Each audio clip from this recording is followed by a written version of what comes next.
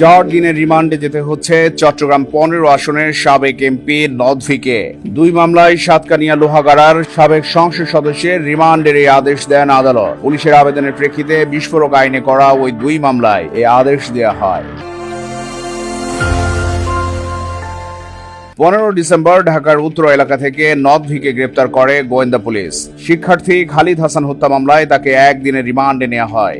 17 December remand শেষে তাকে কারাগারে পাঠানোর নির্দেশ দেয় আদালত। এবছরের 15 জানুয়ারি দুর্নীতি দমন কমিশনের আবেদনের প্রেক্ষিতে তার দেশ ত্যাগেও নিষেধাজ্ঞা জারি করা হয়। আদালত সূত্র বলছে 22 জানুয়ারি বুধবার সকালে তাকে আদালতে হাজির করে পুলিশ। 6 দিনের রিমান্ড আবেদন করলে সিনিয়র জুডিশিয়াল ম্যাজিস্ট্রেট মুমিনুন্নেসা খানম 4 দিনের রিমান্ড মঞ্জুর করে। বিস্ফোরক দ্রব্য নিয়ন্ত্রণ আইনে 24 সালের 8 অক্টোবর সাতকানিয়া থানার 1 মামলায় এবং 26 আগস্ট লোহাগাড়া থানায় হওয়া মামলায় 3 দিন করে মোট 6 দিনের রিমান্ড আবেদন করে পুলিশ। আদালত 2 মামলায় 4 দিনের রিমান্ড মঞ্জুর করে। চট্টগ্রাম জেলা আদালত পরিদর্শক হাবিবুর রহমান জানান, লোহাগাড়া ও সাতকানিয়া থানায় দায়ের হওয়া বিস্ফোরক আইনের 2 মামলায় পুলিশ প্রত্যেকটির জন্য 3 দিনের রিমান্ড আবেদন করেছিল।